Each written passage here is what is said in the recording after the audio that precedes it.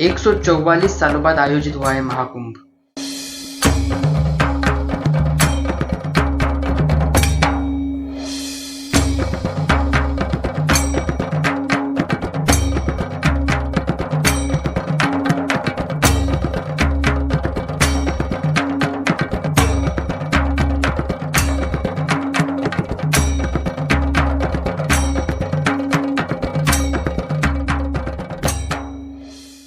40 करोड़ श्रद्धालु देश विदेश से महाकुंभ में भाग लेंगे।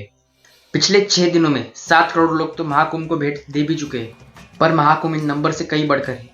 पूरे देश विदेश से साधु संत आखिर बिना आमंत्रण कैसे पहुंच जाते हैं। पूरे वर्ल्ड की सबसे बड़ी रिलीजियस गैदरिंग है महाकुंभ, पर आपको और हमें आखिर कितना पता है महाकुंभ के बारे में? सच बताओ तो बहुत कम, पर इस वीडियो के बाद नहीं। पर मैं दावे के साथ कह सकता हूँ, जब आप भी जानोगे असल में कुंभ है क्या, तब आपकी भी कुंभ जाने की इच्छा जरूर होगी। Welcome to neutral lens, myself Deep Bidvi. देखिए, कुंभ 3 प्रकार के होते हैं: अर्धकुंभ, कुंभ और महाकुंभ। अर्धकुंभ हर 6 सालों में आयोजित होता है, वही पूर्ण कुंभ हर 12 सालों में। और 12 पूर्ण कुंभ के बाद एक महाकुंभ आयोजित होता है, पूरे 144 सालों के बाद। जो सौभाग्य हमारे दादा परदादाओं को नहीं मिला, वो हमें मिला है, और शायद से आने वाले हमारे 2 पीढ़ियों को भी ना मिले। बहुतों ने कुंभ को बस स्नान तक ही लिमिटेड रखा है। लोगों को ऐसा लगता है कि कुंभ में स्नान मात्र से ही सारे पाप धुल जाते हैं, पर ये पूरा सच नहीं है। आगे चलकर एक एक चीज़ समझेंगे। पहले ये जानते हैं कि कुंभ शुरू कहाँ से हुआ। कुंभ मेले को लेकर बहुत सी कथाएं बताई जाती है, पर इनमें से सबसे प्रचलित है समुद्र मंथन की कथा।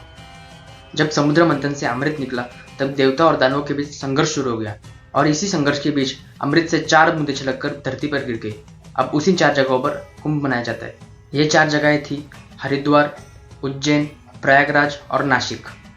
चलो, कुंभ शुरू कहाँ से हुआ ये तो समझ लिया, पर कौन सा कुंभ कब और कहाँ होगा ये कैसे डिसाइड होते हैं?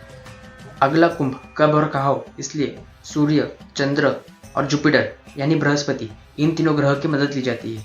इन तीनों ग्रह के स्पेसिफिक पैटर्न बनने पर डिसाइड किया जाता है अगला कुंभ कहाँ होगा। चलो, ये जान लिया कुंभ की शुरुआत कैसे हुई, कुंभ कितने होते हैं और कुंभ कैसे आयोजित होते हैं। पर कुंभ इतने इंपॉर्टेंट क्यों है?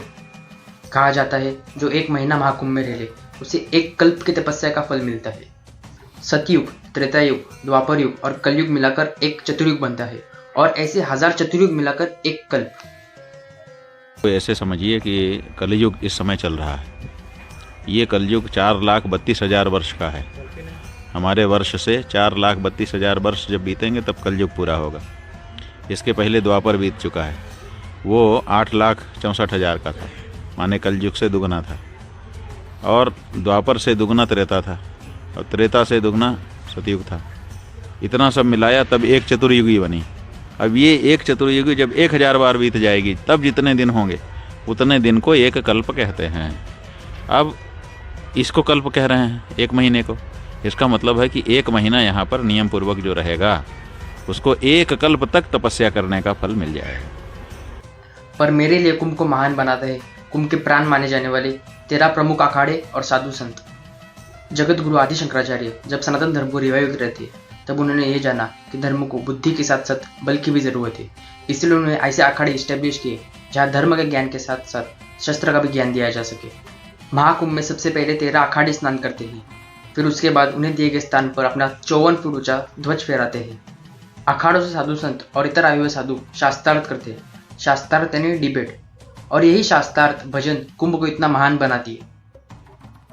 जरा सोचिए, साधु संत जो ना जाने कितने दशकों से ध्यान कर रहे हैं, या फिर जगह जगह घूमकर ज्ञान एकत्रित कर रहे हैं, और इन्हीं शास्त्रार्थ के माध्यम से वो ज्ञान कुछ क्षणों में आपको मिल जाए। यही ज्ञान असली मायनों में एक कल्प की तपस्या का फल है। शास्त्रार्थ में साधु संत नए खोजों पर और जो ज्ञान उन्होंने इतने वर्षों में प्राप्त किया उस पर चर्चा करते हैं। ज़्यादा से ज़्यादा ज्ञान का विस्तार हो, इसलिए कुंभ में कभी जात धर्म का भेद किया ही नहीं। ह्यूनसांग एक चाइनीज ट्रैवलर थे।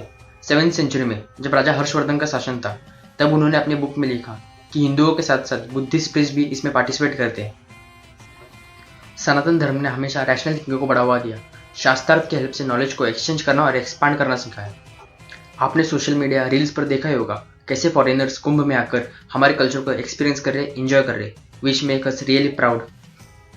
हाल फिलहाल एक सन्यासी की क्लिप वायरल हो रही है जो IIT बॉम्बे से एरोस्पेस इंजीनियर सीखे थे, लेकिन उन्होंने आगे चलकर सन्यास को चुना। सोचो, जो इंडिया में करोड़ों का ड्रीम है, इन्होंने वो छोड़कर संन्यास को चुना। कुछ तो बात होगी ना सनातन में। सनातन धर्म हमेशा वे ऑफ लिविंग सिखाता है, पर सैडली आजकल ऐसा नैरेटिव बन गया है कि सनातन धर्म मतलब राइट विंग। हम खुद ही हमारे धर्म को लिमिटेशंस लगा रहे हैं। एक्चुअली ये अपने में एक अलग टॉपिक है, अगर आप कहो तो इस पर भी बात करेंगे। अफसोस कि मैं महाकुंभ नहीं जा पाऊंगा। इच्छा तो बहुत है। कुछ इवेंट्स ऐसे होते हैं जो बियॉन्ड द वर्ल्ड होते हैं, लाइफ चेंजिंग। मुझे तो पॉसिबल नहीं है, पर अगर आपको हो तो ज़रूर जाए। मुझे अब भी लगता है कि मैंने इस टॉपिक के साथ जस्टिस नहीं की। कुछ चीज़ें ऐसी होती है जब आप खुद उनके बारे में पढ़ो, जानो, then you will actually realize the greatness. और कुंभ उनमें से एक है। बोलने जैसा तो बहुत कुछ था, पर मन की बात कागजों पर नहीं ला पाया।